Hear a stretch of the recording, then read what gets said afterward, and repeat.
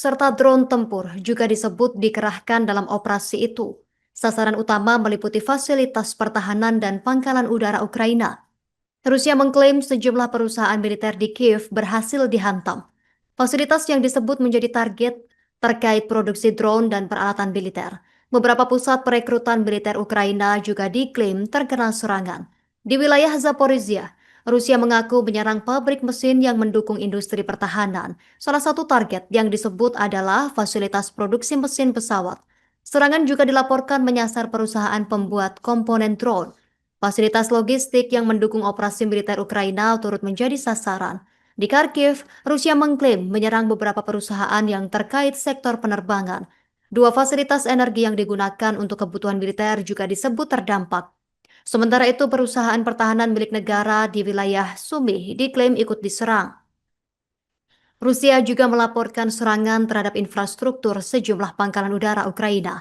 Target disebut tersebar di beberapa wilayah strategis. Selain pangkalan udara, fasilitas industri pertahanan lain juga masuk daftar sasaran.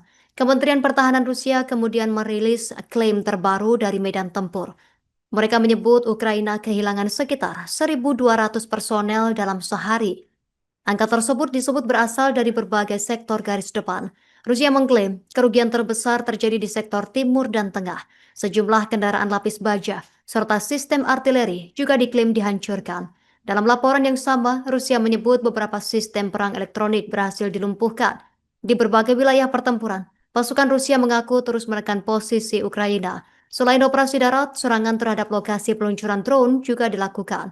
Rusia menyatakan target mencakup area persiapan drone jarak jauh Ukraina.